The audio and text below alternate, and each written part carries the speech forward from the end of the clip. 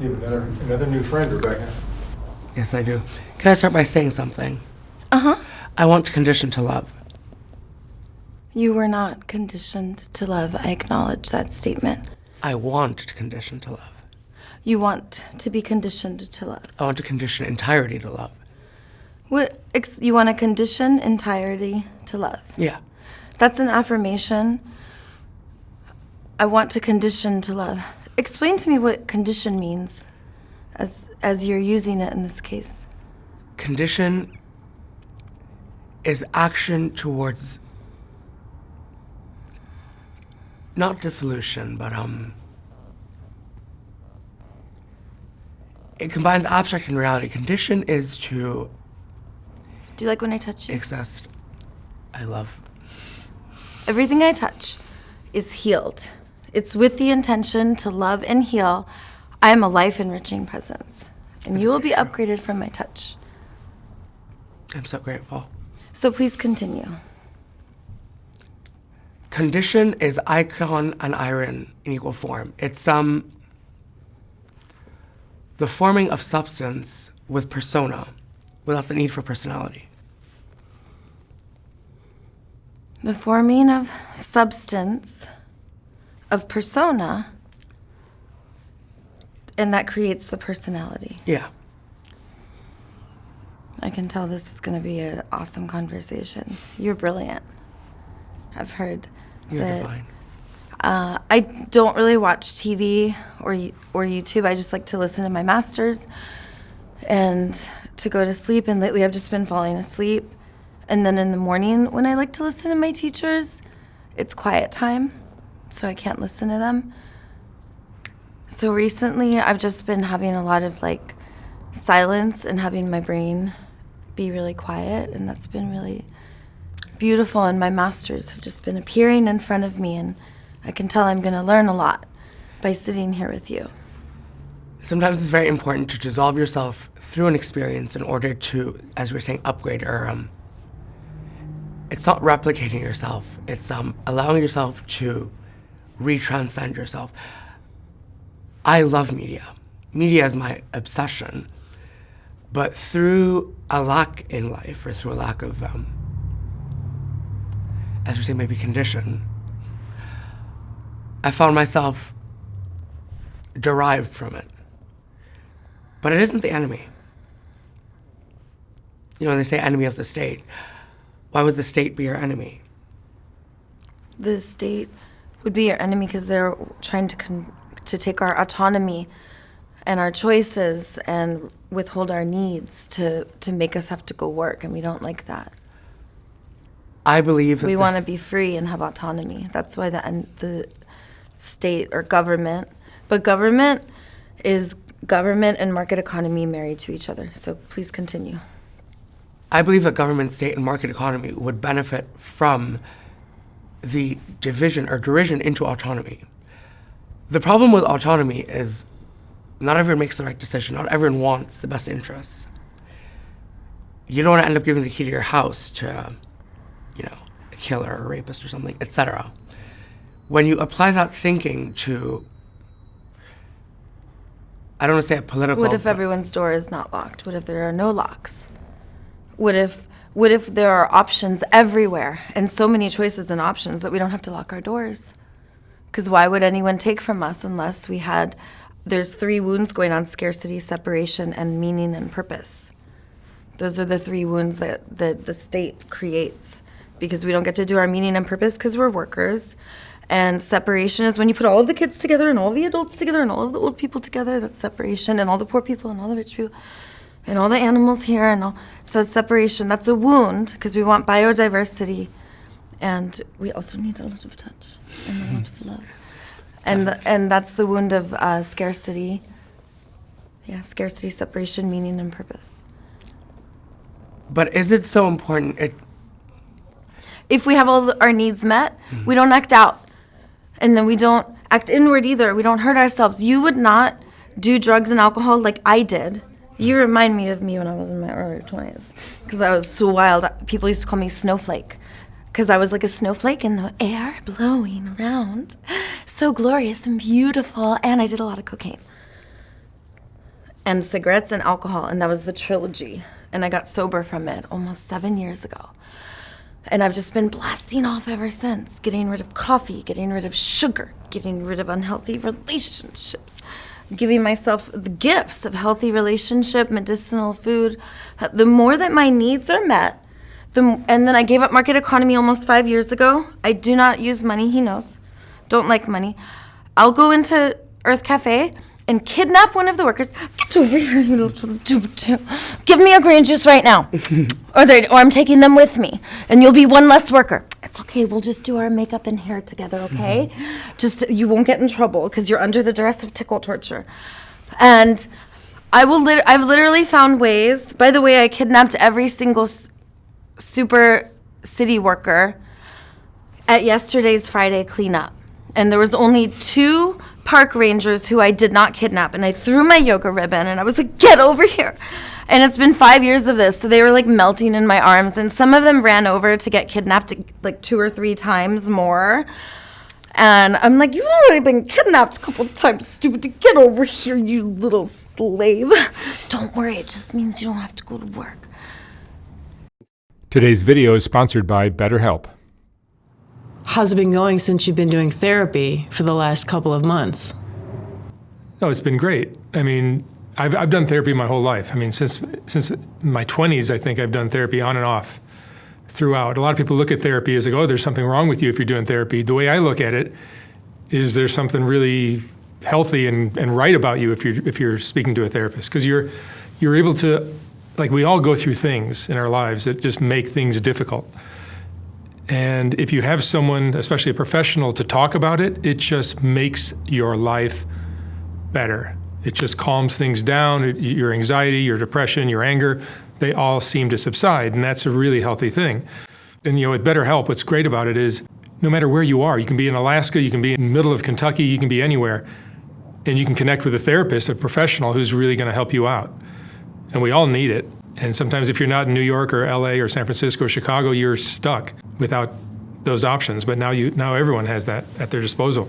And you can do this all from your phone or computer, just a phone call, a video chat, or messaging, however you feel most comfortable. It's the easiest possible way to start talking to a therapist. You'll be matched with a therapist usually within 48 hours, and you can get started right away. So let BetterHelp connect you with a therapist, all from the comfort of your own home. Visit betterhelp.com/soft white underbelly or choose soft white underbelly when you sign up and get a special discount on your first month. And now back to the video. And so I don't know if you know about my work. Go ahead. So Daisy is my chosen name, and it's very intentional. A daisy is a beautiful flower that represents freedom and autonomy and choice. In fact, lavish abundance. And it represents the 3 wounds being healed, like a delicate flower that you stomp on. When you pick up your boot, you still carry the fragrance of the daisy, right? Love. Like, love is that powerful. It's subtle, too. And everywhere you step, there will be another daisy, right? That's what the daisy does. So imagine. So it's so delicate, but that's what love is. So nonviolence is boring. Nonviolence, you just sit there and annoy everyone and don't see anything and let yourself get beat. It's like boring. You allow violence and don't react to it, and you just are not violent yourself. But love is so powerful. In fact, it awakens us. It frees us. And then I was thinking too, I want to ask you about something, if you agree. But before, I want to say something. I feel like love substitutes pain for violence, as in it's violence neglecting pain, or violence in neglect of pain. Love substitutes pain for violence. Through violence. Through violence, yep. We act out because Like an atomic in a collision. world of scarcity, when our needs are being withheld, then we either act out and we hurt others, or we act inward and we hurt ourselves. So yes, and love is when we are balanced. Love will enable us to, instead of, like, we'll harness violence and we'll see it as like big charged energies, like anger and violence. Which direction do they go? They go up and out. So I can use my violence to attack you, or I can use my violence for rough affection and be like, get over here, you're too lovable. Yeah. Or I could use my violence to to create something new that's really inspiring, or I could use my violence to channel it to find my anger, and my anger is like the should, and underneath the should is a want.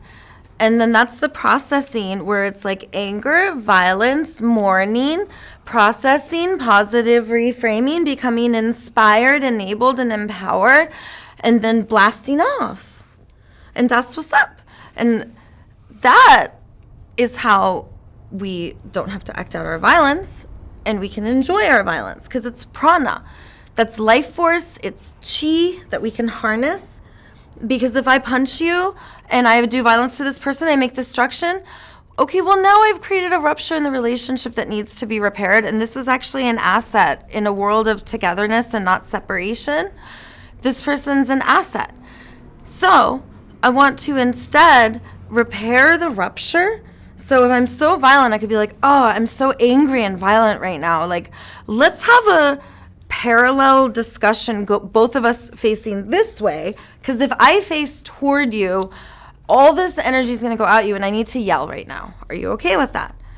And then they have an option to be like, no, I don't want you to yell at me. Like, that's way past my emotional capacity. I'm going to get fatigued really quick. And compassionate fatigue is something when you go from parasympathetic to sympathetic. And if we learn how to call our empathy buddy and say, hello, empathy buddy, then our empathy buddy will say, before you speak, is your heart open or not? Are you in your sympathetic or parasympathetic nervous system? And then we want to open our heart before we open our mouth. Now, Ainoki, you want to talk. What do you want to say? What I want to say is, when you say empathy, when you take empathy in a skeletal sense, right? Because violence implies rupture or puncture. If you're able to puncture, like I was thinking this, when the second you get under the skin, it hurts. Is it necessary to hurt? There are people who deserve to be hurt, yes, and there are people who deserve to be punished. But love knows greater bounds. Love knows greater, as we're saying, autonomy. Is love autonomous of pain and pleasure? Is not love a consistent expression of pleasure? And I don't want to say a defense against pain, but a rejection of it? Violence can be embodied in many ways. Yeah, it is a rejection of it. Yeah, because and guess what happens when that person who is always violent because they don't get love, which is what I hear you're saying, guess what happens when they finally get love? It's so beautiful. I'll teach you it. Hi, Daisy. This is Rebecca. This person is really bothering me. What do I do? Oh, that's easy, Rebecca. Just love yourself up and love them up. Thank you. Bye. Hi, Daisy. I'm really angry with myself and I'm shaming and shitting myself. What do I do? Oh, Rebecca, that's easy. Just love yourself up. You're so lovable. Thank you. Goodbye. And when you finally receive the love, it's like, the pain can finally be released of having not been loved. Look at your toes. I love you. I love you. I love you. You're gorgeous. You're flawless. You're beautiful. You're hydrated. You're hygiene. You're immaculate. Incredible. Your DNA is upgrading. I believe you that's see? intentional. So if we put love to it, sometimes you gotta cry, because let me tell you something. Do you know about a poop and pee?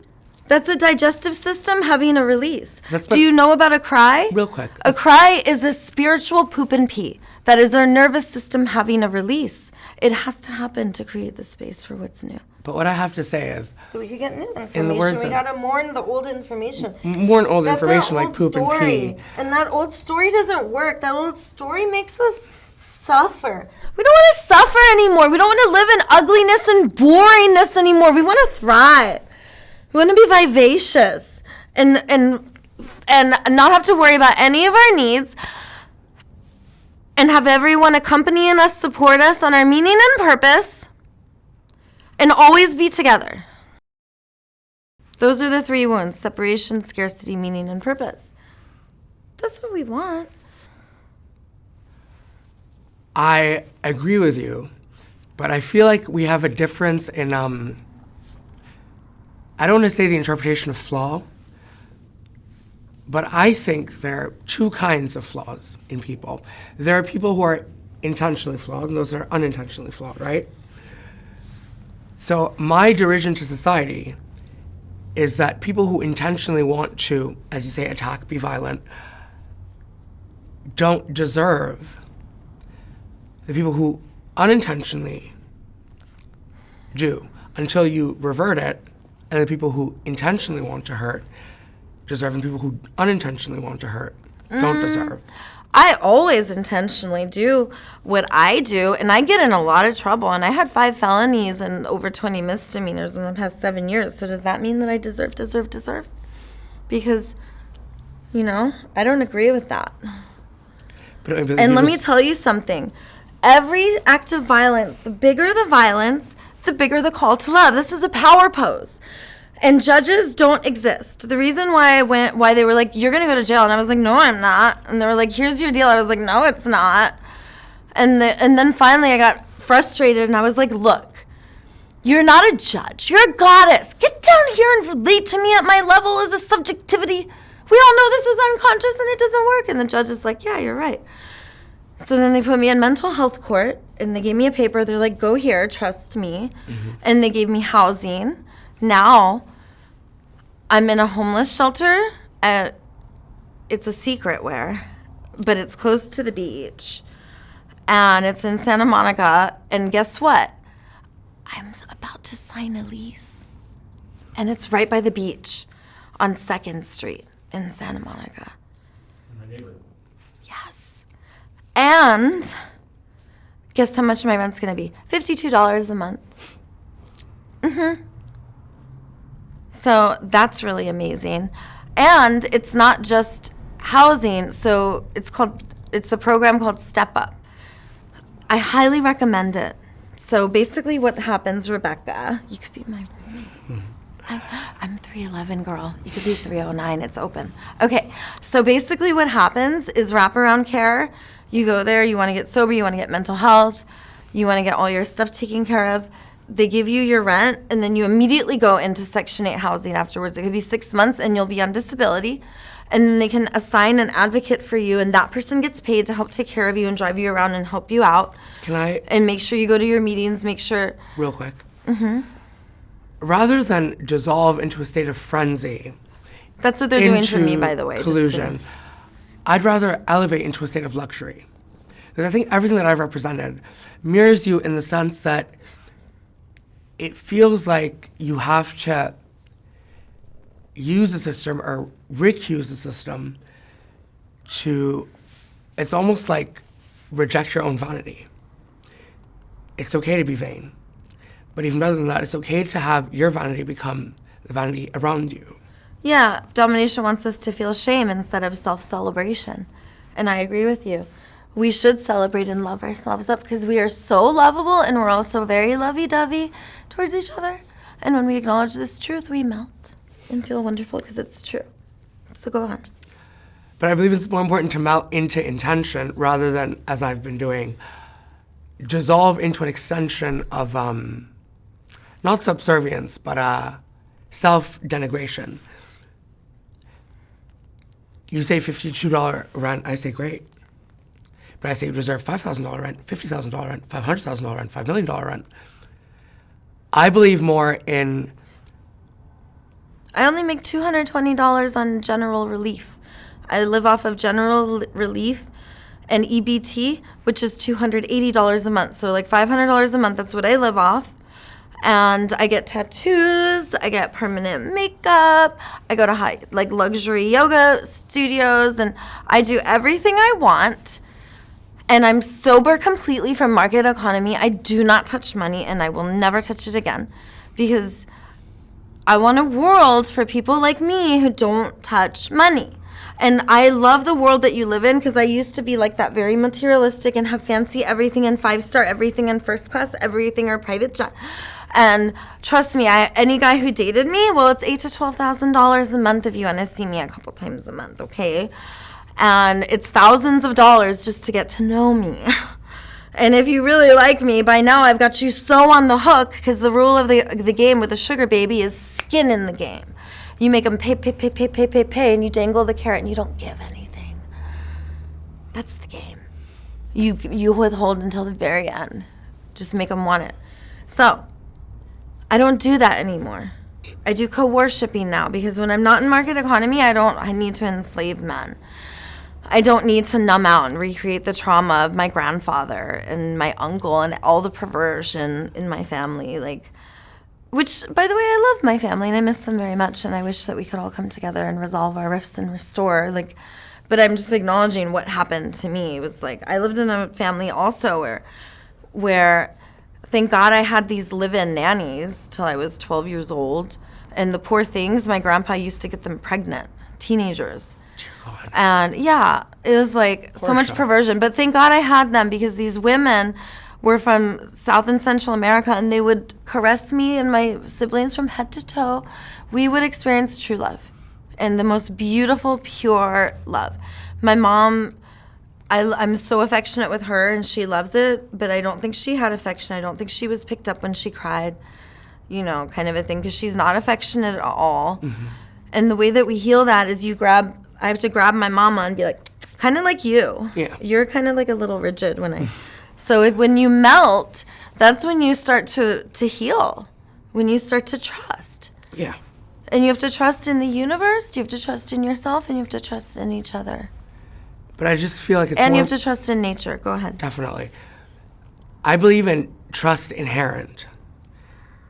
But also, what I think with you, and this isn't advice, it's more just a perception, is conditioning yourself to trauma is an important way to heal, yes. But to condition yourself through trauma can be self-damaging. You can jump through the rabbit hole, jump through the matrix of, like you said, scarcity. I would say not selflessness, but a sincerity to suffering, and then decide not to suffer. There's no reason to... Is that what you're choosing? Not yet, but... But you are by speaking it. By speaking it. Okay, you want to know something? Real quick, as someone who Ask has the question. fallen... How or why? And then say what you said. How or why? Because if you do that, that's so powerful. How do I move into that? Why do people do this? And if you just ask the question and are silent, the universe will answer right in front of you. Sometimes it's important to exceed the universe, or not place an expectation, but place... What do you mean exceed the universe? As in, to empower your intention. The universe can sometimes operate at a standstill, To have life flow through you, you have to comprehend death in such a way as to understand that you can kill and bring life. Yes, killing is sacred, birth is sacred, and if we kill in the most beautiful, sacred way, then we will be a more evolved species. Because now we're organic, which means we didn't poison and torture our food. Mm-hmm. And then if it says organic, then actually we did poison and we did torture our food, but we didn't poison it. That's what it means. But if it says wild, that means we didn't poison or torture our food. So we want wild. We want biodiversified. And then we're higher beings. And the less that we interfere with nature in non-enhancing ways, and the more that we interfere with nature in enhancing ways... That's what I was going to say. Then the more elevated we are, and we need to stay away from people like Burning Man's ideas where they say don't leave a trace, because that's bad. That's nonviolence. And we need to say leave a life-enriching trace. It's very important to want to condition nature to be not just responsive to you, but responsive to your desire. As in, you're walking through a field of roses, right? But there's thorns. Now, what if the thorns didn't prick you into pain, but rather condition you to your own pleasure, or did that to a whole society? Mm-hmm. And to be responsive to your own desire, to be open to whatever happens, because maybe that prick is something that's wonderful, and then you're like, oh, acupuncture. Like, who would have known? So I see what you're saying. Am I understanding you? I think so. You guys speak the same language. It's polarizing, but agreeable. Yeah, she's a genius, and people think that she speaks word salad, I bet. Many people just don't get Rebecca. Because you have to listen, and you have to hear what she's saying, and you have to remember, it's her brain is complex. If you look at it, it'll have more folds than other brains. I would say divisive, because there are aspects to me that are higher attuned or higher earning. And those are things that would attune other people. And then it's not just lower aspects that would denigrate other people, but there's an understanding of the fullest extent of self-destruction, flagellation, Maybe it is important to truly, it's not just ego death, but reach a state of complete and utter lack of self-worth in order to have a complete perception or a focalized perception of, as you said, goddess, or not just self-embetterment, because embetterment implies the need to... You're saying, like, to express yourself in all different ways and not be afraid to be weird. And to be yourself no matter what. And to explore everything, to experience that perhaps we're here to experience and play and be really creative. Which is very true. And try other things so that then we're trendsetters. Is that what you're saying? Yes, and those are all words that apply to me in the future versus me in the past. It's almost like taking a cycle of destruction, turning it into a cycle of creation, and the other way around. Yeah. And when do you notice that what contributes to the destruction and what contributes to the elevation? I bet I know. Go ahead. I bet that you're your most creative self when you're feeling like you're belonging, and when you're feeling like you're being supported and accompanied, and when you're able to express yourself, and when your world is like, amazing. And it has to be amazing. It can't just be like interesting. I'm just intrigued to hear what the... And I believe that when you're thriving, that then you're like creative, and when your relationships are well, but then the destructiveness comes when you're like, oh, I'm not being heard. My needs don't matter. I don't feel like I belong no matter what. I can't trust. And then it's like more destructive, and that's probably because you have this beautiful, like, I used to have this dragon in me, and hold on, you always want to make sure your nipples are pointing up, so that then when your boobs will always be perfect and not, just we want to be ageless. So I used to have this dragon, and I would have to lock my dragon behind bars. And I'd be like, stop it. And dragon is like violence and anger, right? My dragon would get me kicked out places. It would ruin my relationships. So then I can't go back to these places that I actually really like. Yeah. And I found that like locking my dragon away, like I didn't know these parts of myself. And this was like my warrior queen. It was actually a really gorgeous goddess. And she could turn into a dragon. And really she had like this really fluffy, amazing hair that could turn to fire. And she would just... She was so incredible. And had I harnessed her earlier, I would have known what I know now. Like now I don't have any cages or dungeons. If there are shadow parts, I'm like, oh, look at what's here. Like let's play with this. And how can I be conscious and creative in a life-affirming way where everyone gets to benefit? So now my dragon is kind of like purring and always there, but she's doing her own thing. Like she's in the sky, flipping and fluttering and learning new tricks so that when it's time to ride her, I don't burn down villages and destroy relationships. Yeah. I'm actually riding her, and she's amplifying my voice and empowering me. And people actually like move their heads in different ways and their eyebrows like fluff instead of furrow, and like, or maybe they're awestruck because my dragon is so like vivacious and inspiring, because it's a lot of energy.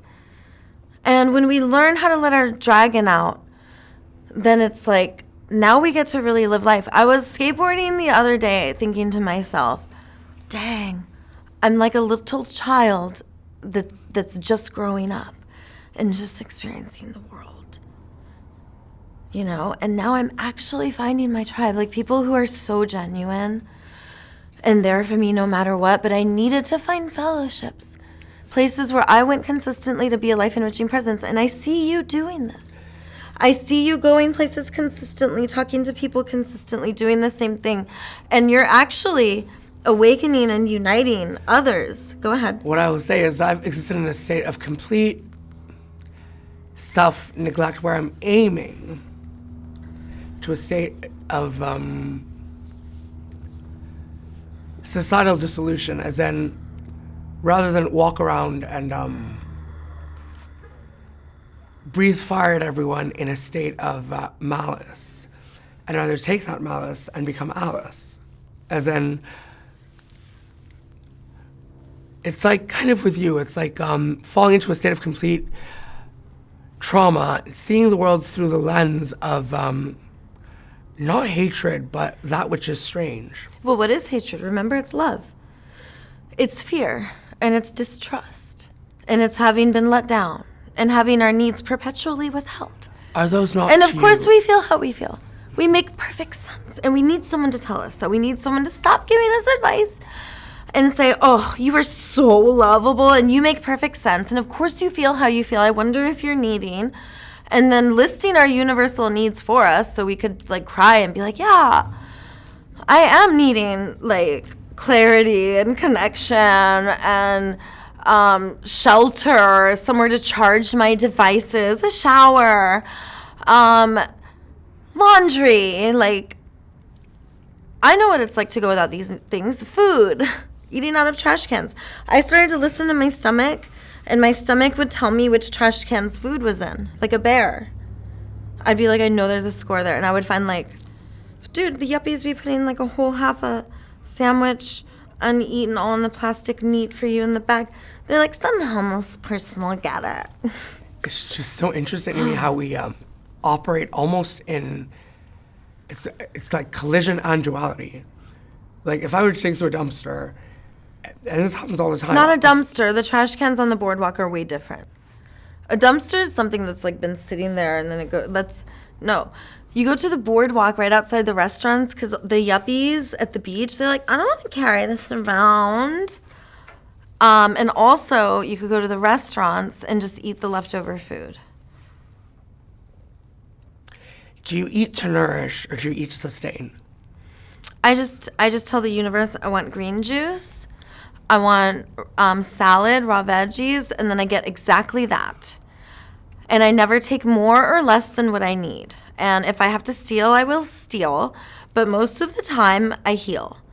And what that means is I'm a healer, and usually people are just like, can't wait to meet my needs. They're like, Daisy, what can I do for you? Do you need anything? And I'll be like, yeah, I would love a green juice. And I gave up coffee.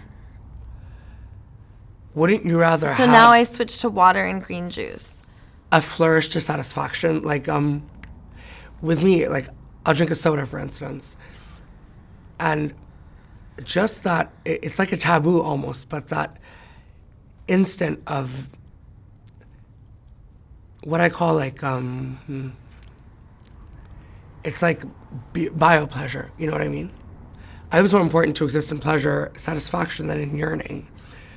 I'll What's drink green juice. biopleasure? Like, what is that? Like urine, like peeing and stuff? No. It's like you take pleasure and evolve it to the biosphere around you. Oh, okay. I thought I meant like our biological needs. Because it is pleasurable to release. Your eyebrows are furrowing. Do you have some kind of enemy image against urinating?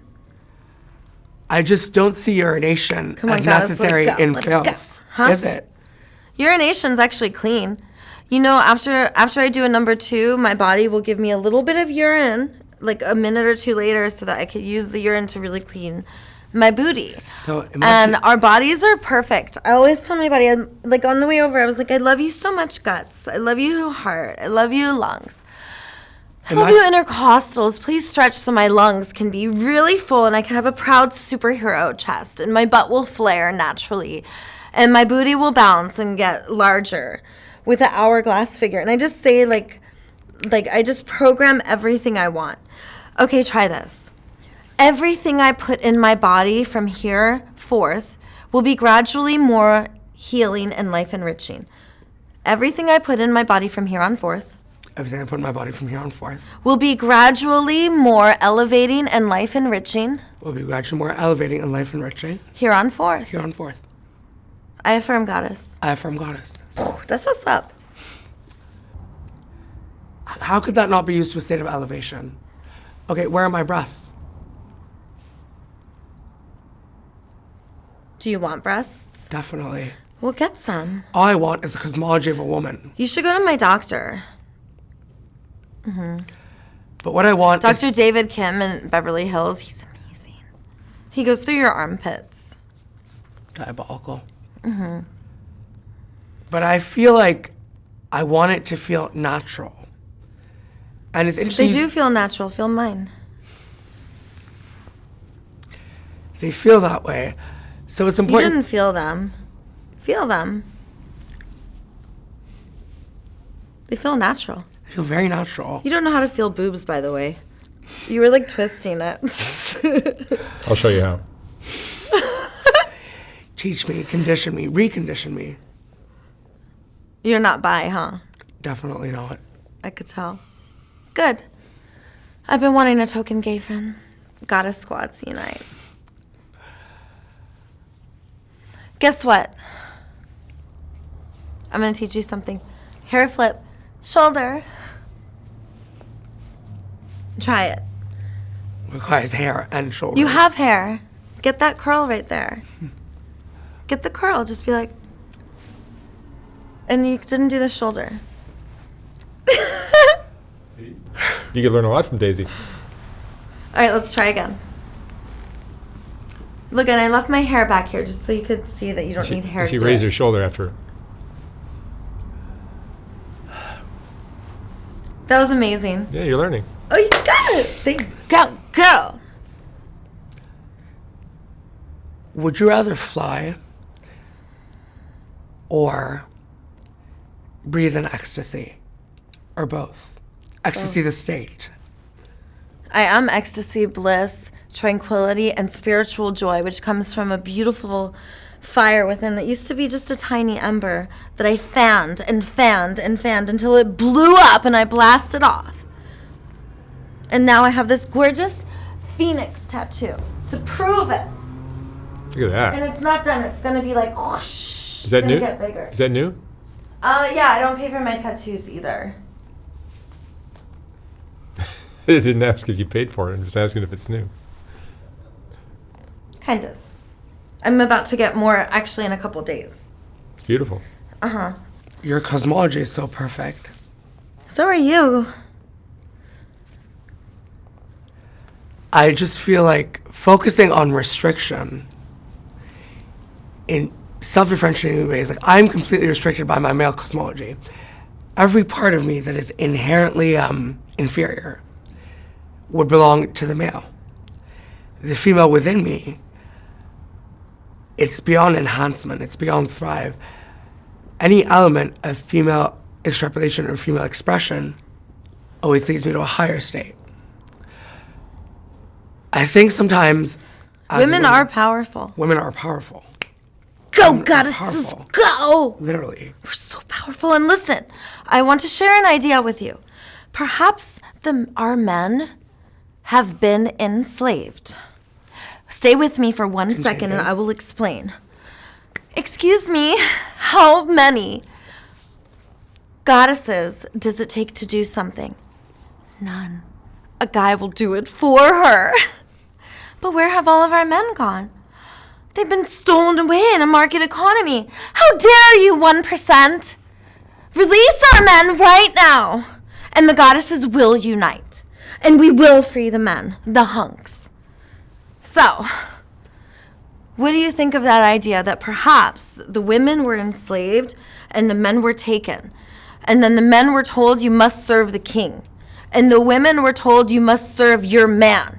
And the kids were told, you must serve your mom and your teacher. And the men were told, you must serve your boss also. And then eventually, it wasn't enough to just have the men.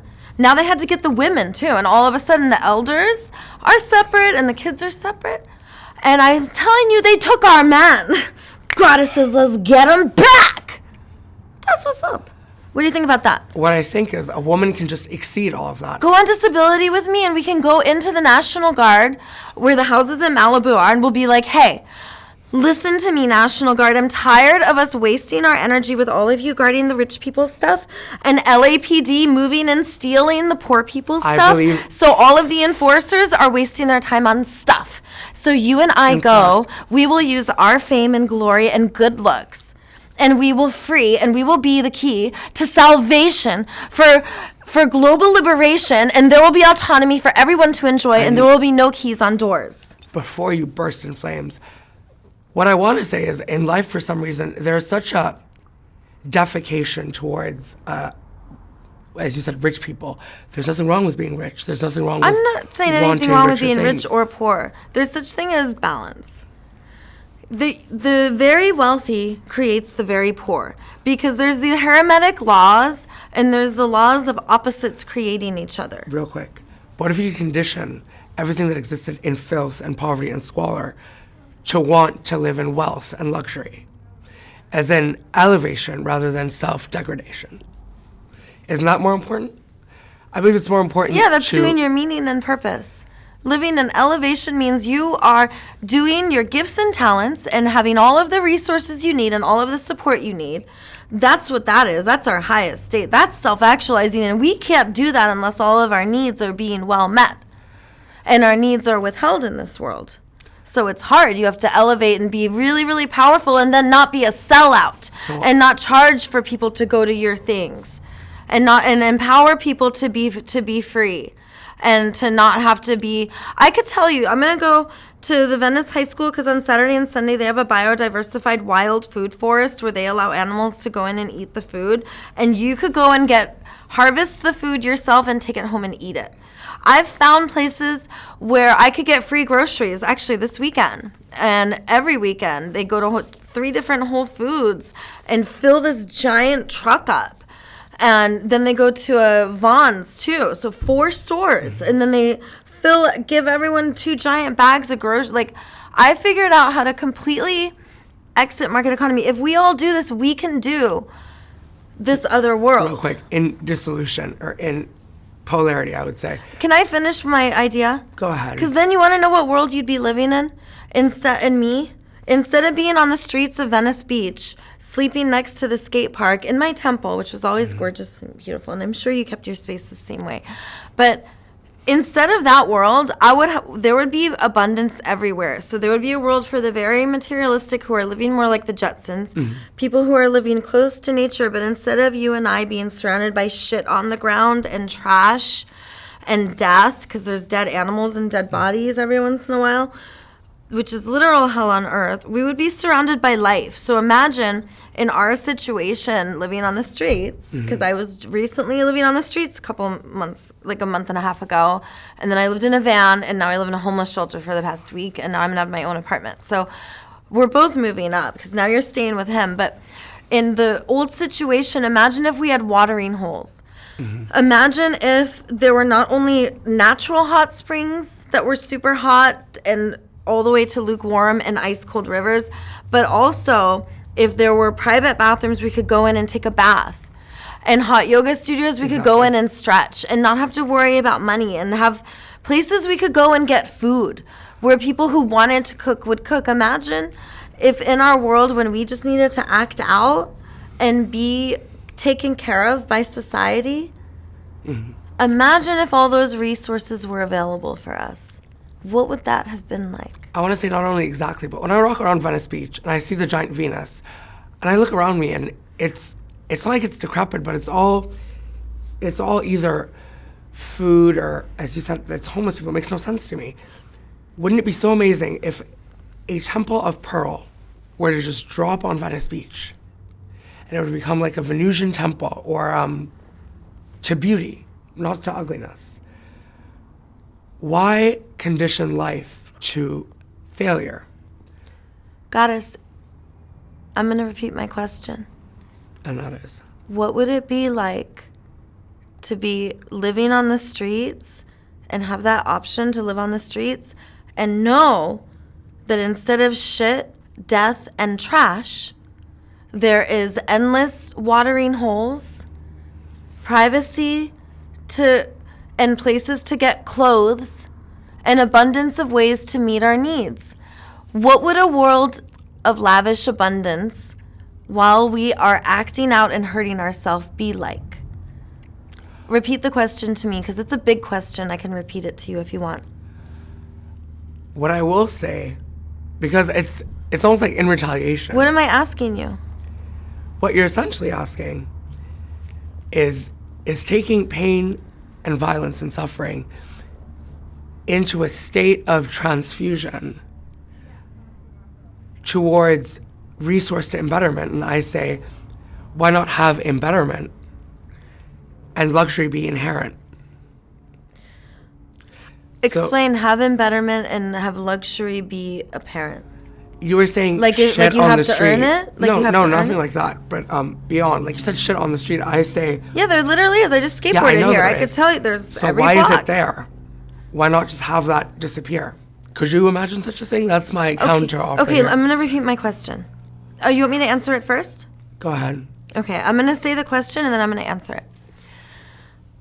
What would a world be like that instead of the world emerging in scarcity, death, filth, and trash, what would it be like to live in a world that emerged in abundance and care and togetherness? And not specifically, because it's a big question, there's several parts. Not only what would it be like to live in a world that emerges in lavish abundance instead of scarcity, but what would it be like to live in that world during a time of self-harming, self-degradation? And I will answer first. Go ahead.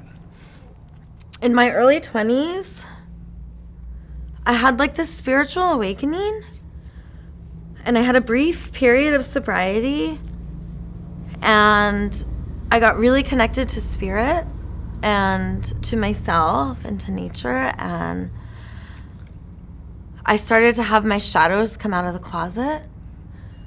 And I went to my family members, and because we don't live in a world of like, now we're living in a world of awakening, but I didn't know that you don't just like go to your mom and be like, Mom, I was molested. I need you to like acknowledge this for me right now. Because I didn't realize like there's going to be a big impact on her if I do it like that. Like she's going to be hurt and want to defend and want to explain, or like in this case, she was like just not believing me, right? Mm-hmm. So that caused me to feel like really alone, like I don't belong. I can't trust anyone. I can't trust men. And I became addicted to cocaine and alcohol and cigarettes and became a sugar baby. And I chose that path. Right? I chose that path. I chose to reenact my trauma. If I lived in a world because I love my mom so much, dude. I miss her. I can't wait to hug her and be like, I love my mama.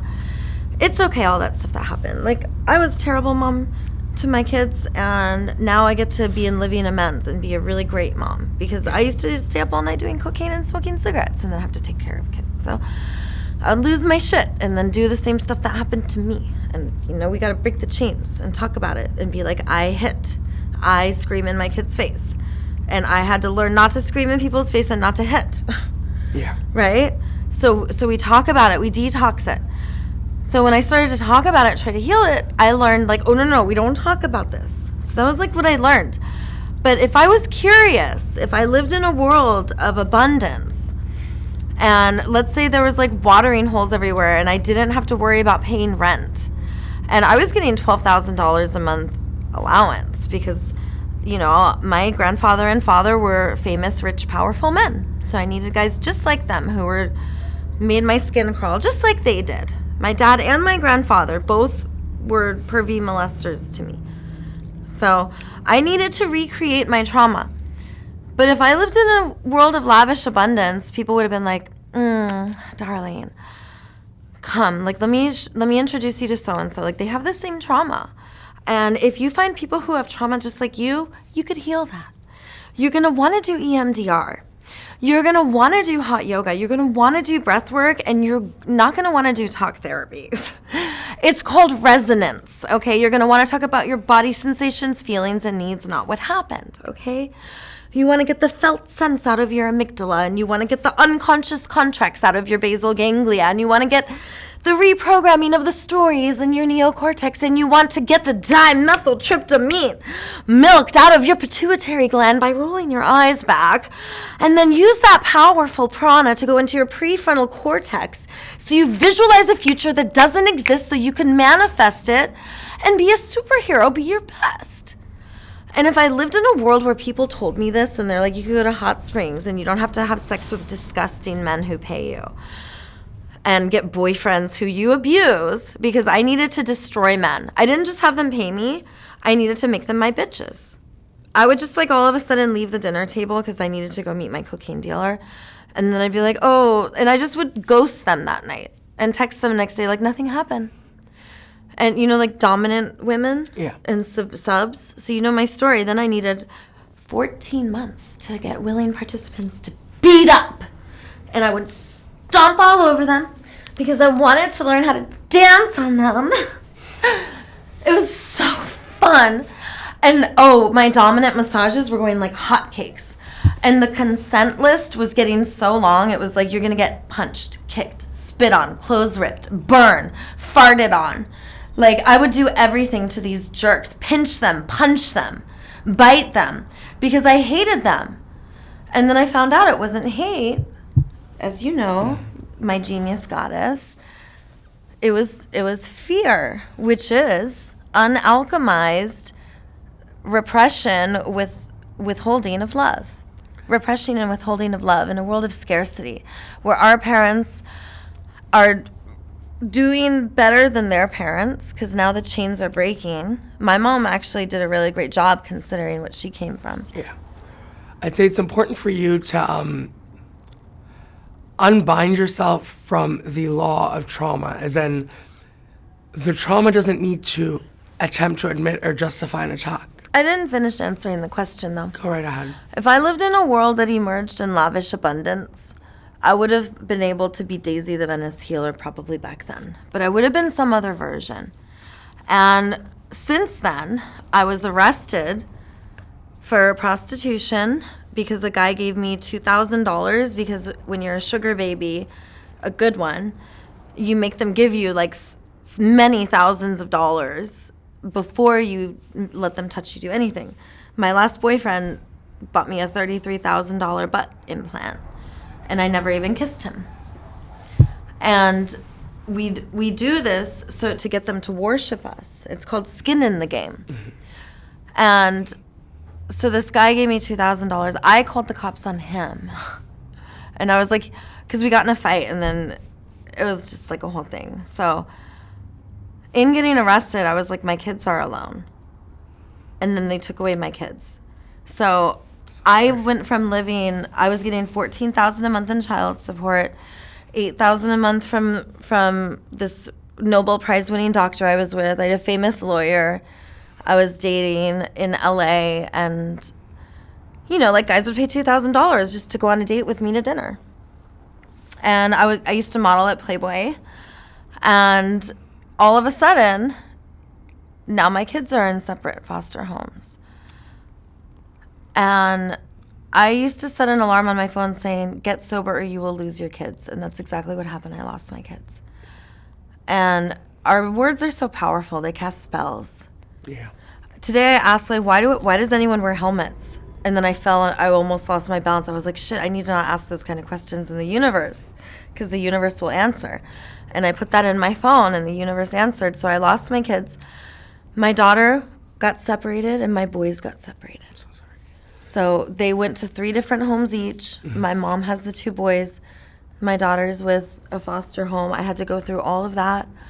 I had to go through my mom and sister and brother all turning their back on me, telling the courts to take away my kids. I got sober. I got sober from market economy too. I got sober from being a sugar baby when I got sober from market economy so I became a dominatrix. And I still needed men's money, but without drugs and alcohol, I couldn't numb my body. So you just can't, if you can't do alcohol, cocaine, and cigarettes, you can't be a sugar baby. I don't know. Because it's a mind fuck. Excuse my French. So I had to go through all of that. Oh, and also 5150'd, I got tranquilized just for being like, I shouldn't be here. Let's all like revolt. And then they tranquilized me. So I was out 24 hours. And then I got up and I go, you guys tranked me? And then they tranquilized me again. I was out another 24 hours. So I was out 48 hours. I had multiple 5150s, like dozens of arrests, like probably over 30 arrests, easily. And I've been handcuffed like who knows how many times, chased by the police. And most of the times I get away, and then by the time I face court, I've got like a caseload this big. Like I needed to go through all of that. If I didn't go through that, I wouldn't be Daisy the Venice healer, I guess.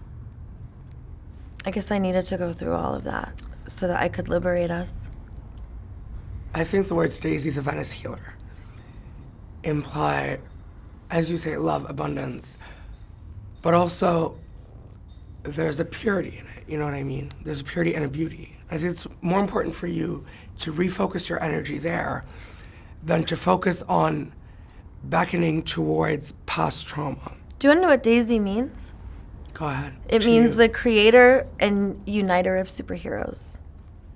The translation's actually maker of kings. So I made the modern day translation. That's why I chose that name. Daisy. And then the acknowledges like the oneness, that we're all God. And sometimes I go by Wa, which stands for we are. So it's like instead of the burning bush saying I am, everything's glowing and lighting up saying we are. So that's why I chose Wa. So Daisy, the, acknowledges the oneness. Venice, and actually I changed my name. Like if I go to yoga or something, I just put Daisy Venice. And Daisy Venice is my name because that's my tribe. That's who I am. And when I walk, even though my tribe's not behind me right now, my tribe is with me. My unconscious mind, my subconscious, my biofield, everything about me carries my tribe with me. So that's Venice. And then healer is like kind of like my philosophy. Like when you stand up and I used to say, I'm Daisy, I'm an alcoholic when I wanted to get sober. Saying I'm Daisy, the Venice healer, saying I'm a healer means that I'm on this awakening journey to love, towards global liberation. And I am the healer because I am an awakener. And I believe, I want to tell you the 5 steps of global liberation. Go ahead. I believe that each of us is a superhero meant to be honored, acknowledged, glorified, and adored, and cherished. 70% of the people we want to give to don't want to receive from us. 70% of the people who want us to give to them, we don't want to give to. So therefore, when we do give, it's really amazing to give and receive gifts. Like it's a really true gift. And that we're meant to honor our willingness and capacity, not do it for votes or money. So when we do this, we are true masters, creators, but we must find 1 or 2 things that we do really good. So my meaning and purpose is I am 2 things, awakener, uniter. You have 1 or 2 things that you are meant to do, just like be really good at. So maybe Tony Hawk's is like he's meant to shred the sled. Like he's gonna be on the concrete, in the bowls, on the streets, on the skate sled, shredding it. Yeah. That's Tony Hawk. My meaning and purpose, awakener, uniter. Like what's Rebecca? Mark is probably like photography, seeking beauty, documenting stories, empowering, elevating others. Like this is his meaning and purpose.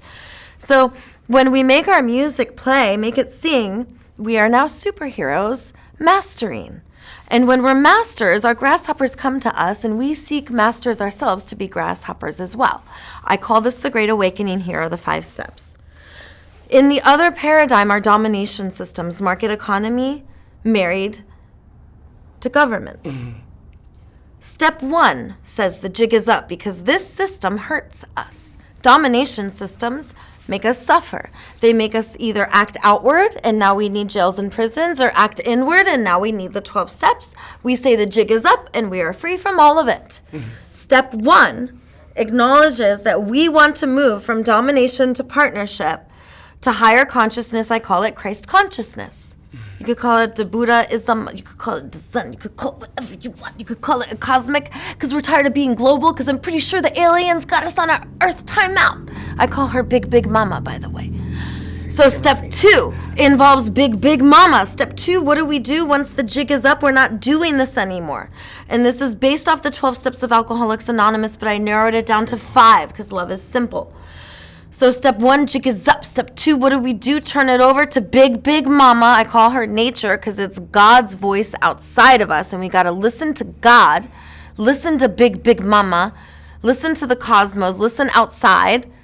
That's why I say nature, because Alcoholics Anonymous only says God. Alcoholics Anonymous says become willing to that there's a higher power, that it exists. And step 3 is you turn your will and your life over to it. That's God.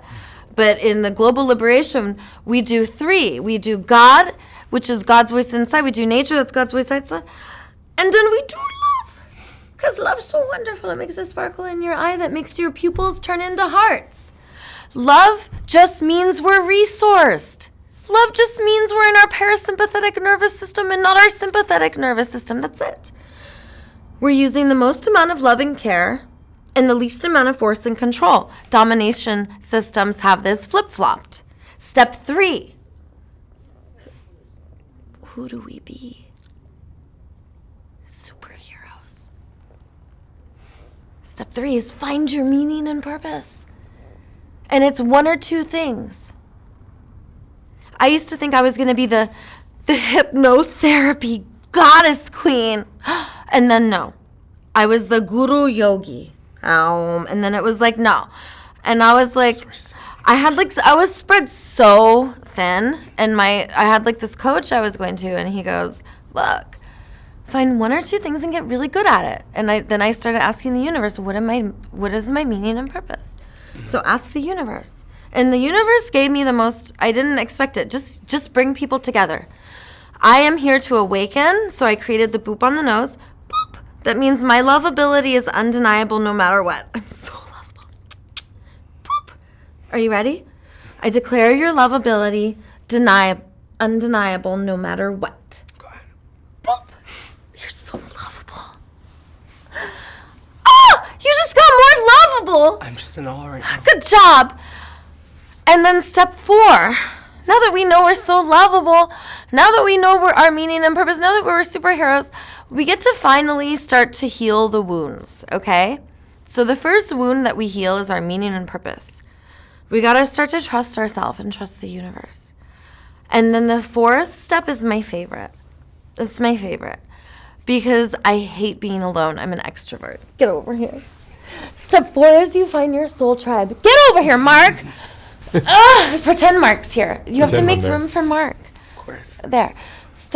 There's our soul tribe. Mark, get your head out of our boobs. All right, put him back, and it's fine. He can lay there. Step 4 is you find your soul tribe because it's boring and not as creative when we do stuff alone. When we do stuff alone, we're stupid. Very true. And I call this a singular consciousness, but we are meant to be a group conscious mind, which means my nervous system, because I know Mark, co-regulated with Mark. And because you and I already know each other, and we know Mark, and we trust each other, and we know each other likes each other, and Mark's already told us about each other, and we got reassurance, we immediately can co-regulate. So because now all of our nervous systems are co-regulating, now all of our minds can collaborate together to meet needs. And now our breath even starts to be the same. So if I deepen my breath, like we're co-regulating and breathing and collaborating together. Mm-hmm. So we're smarter when we do this. Step 4 is you know your meaning and purpose. Now you go and you find your soul tribe. Go do that right now. Go find your soul tribe. But you got to find your meaning and purpose first. So you're like, well, how do I do this? Okay, so I go to a skater event on every Tuesday, 6:30 to 8:30, Vibe Ride. They meet at 1 Bricknell, which is the 4th parking lot, and it's called parking lot number 4 in Santa Monica at the beach. And at 6:30, you can get fellowship, you can get free lessons. Some of the best skateboarders in the whole wide world go to this event, and they created it. And I was one of the first 4. And we've been meeting for almost 5 years. That's every Tuesday, Vibe Ride. And then in the summer, at pretty much every Saturday, Sunday. There's like roller skaters who meet every single day at the beach, at the roller skate ring, the skate park, every single day. I go to the bars, the gymnastics bars. I do my aerial yoga. I do pole dancing. Like, these are fellowships. I do contact improv, and they're all free. Gardening. So this is finding your soul tribe. Like, you go, like, your interests. Go. That's how you find your people. That's step 4. And then step 5, now that we're together, now that we have our meaning and purpose, now that we're liberated, it's not that great when some parts of the planet are under domination and control, and it's up to us, especially in Venice Beach, especially in Los Angeles, especially in Santa Monica Beach, where there's way less domination and force over and violence. There's a lot less. We have incredible power, and with great power comes great responsibility to liberate the rest of the planet. So step 5 is carry the message and don't stop until there's a global liberation. And then, here's the best part. Information and technology, you would agree, would blast off to a new level once we are freed from government. Because, as you know, wars and rules and laws and borders wouldn't exist at all if we didn't have weapons, which we don't need, which is the only reason for suppression of information and technologies. So what is there's so many amazing parts of global liberation, but one of the best parts about global liberation is we get to free information and technology. We don't have governors or leaders anymore, and everything is based off of needs now instead of merit. And what's amazing is people could still have lavish abundance and extravagance because market economy is for game stars, performers, trinkets, treasures, treasure hunting, and influencers and famous people, and that's fine. But for everyone else, there's the fellowships that are based off of needs. And one of the best parts is when information and technology is freed, we'll be living like the Jetsons. You need to go somewhere, a little pod will be like, and then, okay, I identified 4 areas of scarcity. You want to hear them? A scarcity of giving, where I want to teach yoga and I can't. A scarcity of receiving, where I want to go to hot yoga and I can't. A scarcity of learning. Oh, and also like giving and receiving, where it's like I need to get dental work. Like, I chipped my front tooth skateboarding. I cannot receive dental work. And there's also a scarcity of giving, where there's a lot of people who want to practice dental work and cannot. And the other 2 areas of scarcity that I identified is teaching and learning, where there's a lot of people out there who want to learn how to be a dentist, and there's a lot of people out there who want to teach people how to be a dentist, and they can't. So those are the 4 areas of scarcity, and it really, really hurts us. That's a lot of information. She's a genius, though. Rebecca She could take all of it. Rebecca's I'm very sitting bright. here and I'm just soaking up the entirety of what seems to be a philosophy towards, I agree with liberation, but I believe it's more important to just Think of AA. Think of Alcoholics Anonymous in terms of liberation, because we were forced into this by kings and queens. I believe it's important to condition yourself towards more than self-substantiating, but not operating out of trauma or out of self-degradation or self-suppression, but rather elevating. I love grime, and there's something about grime and I don't want to say filth that can be authentic, or maybe not even authentic, but in a sense But I feel like it's more important to self-pleasure than to self-condition to a need to a system of, it's not normal function.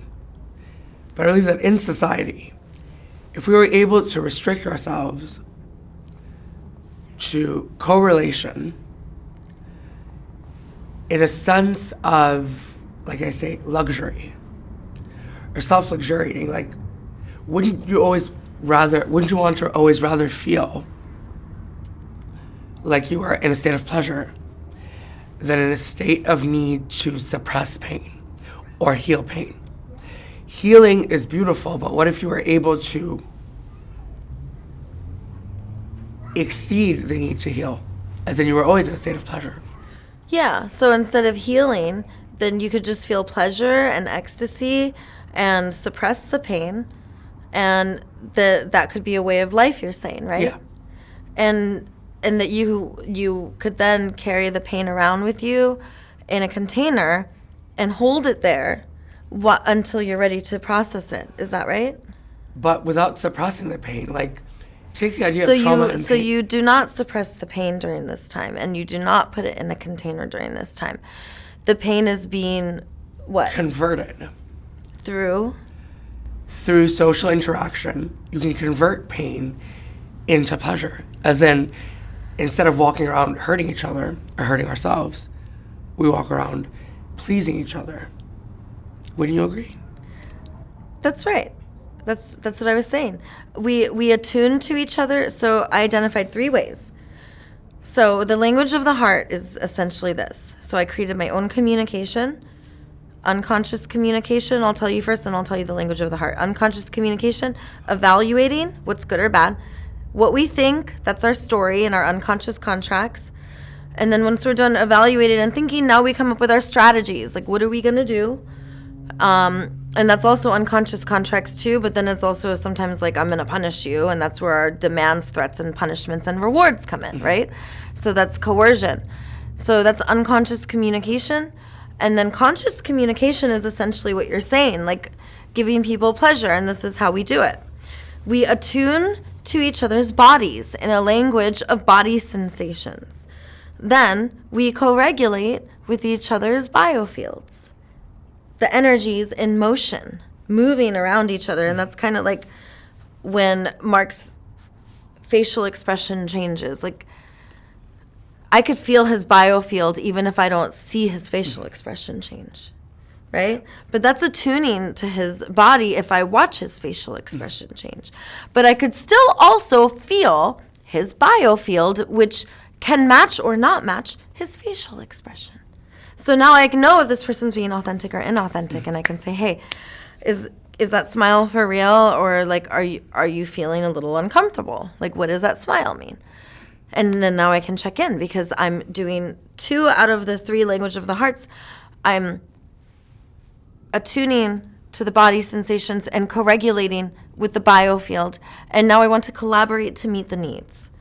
How can I support your thriving? Like, what? Exactly. Like, thank you for telling me that you are feeling uncomfortable. That's what I thought. I saw your shoulders go up me? to your ears. No, I'm pretending like Mark's sitting there. Yeah.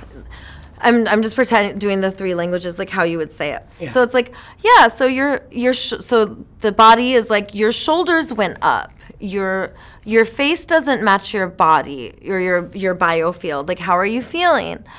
And then what are you needing? It's like, how can I support your thriving, Mark? Like, maybe you would like for us to change the subject. Would you like us to talk about something else? Or maybe you would like for us to have some movement. These are needs. Like, so we're collaborating. So that's the language of the heart. Body sensations, feelings, and needs. And when we do this, we're essentially bringing pleasure to each other. Because even if we're bringing pleasure to each other, sometimes I'm going to make a mistake and I'm going to bring you displeasure. Right? I'm going to make a mistake. I'm going to harm you. Maybe it's on purpose. So when this happens, we want to have a language of the heart, because if I now evaluate you, tell you what I think, make demands, and then withhold needs as a punishment, because sometimes I don't even tell you what the punishment it is, or I don't do anything sometimes, or I reward you, like, oh, your needs will get met if. And we could, sometimes boundaries will be like rewards. That's coercion. Yeah. So if instead, Because if we always want to please each other, if I'm always pleasing you, and we live in this world of pleasure, as you said, then if we can stay in the heart, like, it's a balance, and it's a dance, in fact. Yeah. Because sometimes there is rupture, and sometimes there is a mistake, and the dance is like, how do I like detox this, like, evaluating, thinking, strategizing, and find a place to vent and wallow and process, so that when I come to you, I can tell you what I'm feeling and needing, instead of telling you what's wrong with you. Exactly. And I feel like it's more important to condition yourself to a state of your own complete activity, in the sense of, what's the word? Just give me a second. A constant, what's the word? God, sorry, my mind's just blank right now. What's the word for when you do things all the time? Let's take 3 breaths together. Consent. That was the word. So you consent to a state of higher being, higher elevation, rather than lacking consent towards a state of self-suffering or self-punishment. I love inviting in higher states and consenting to it. That all I have to do is say yes, and it will happen. Literally. Shall we close it out there? Let's boop each other on the nose at the same time. All right, we're going to do one for Mark, too, with the other hand. Here, I'll get Mark's boop. Boop! You guys are sweet. You guys are cut from the same cloth. I do love you. Do you like my under boobie? Beautiful. So perfect. It's the new style. Under boobie, and then always remember, girls, nipples pointing up. You always want to, like, you could pull them up like this, and it's like giving yourself a boobie lift. You'll train everything. And then get silk pillows. Silk pillows will help your face be, like, gorgeous and glorious, and then also use red and blue lights everywhere. I just want you to know, if we close this out, that you deserve to exist in a state of self-beautification and thrive towards it. Step 1 is look hot. Always. Rebecca and Daisy, thank you very much. Thank you. Oh, This was meant to be, I think. I know, right? Yay. Besties.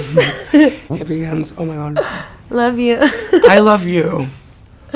You're amazing. I think I'm going to have to do English subtitles on this talk. Even though Soft White Underbelly consists of a lot of videos, it's really still a photography project to me.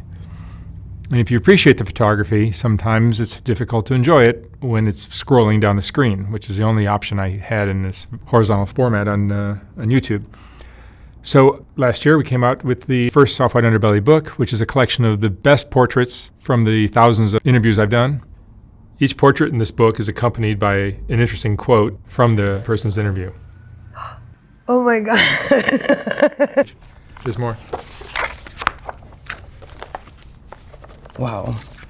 These aren't as bad as I thought. I look like a witch. The book includes multi-page spreads of both Rebecca and the Whitaker family. I will not be reprinting this book when it sells out, so once it's gone for good. You can order yours at softwhiteunderbelly.org.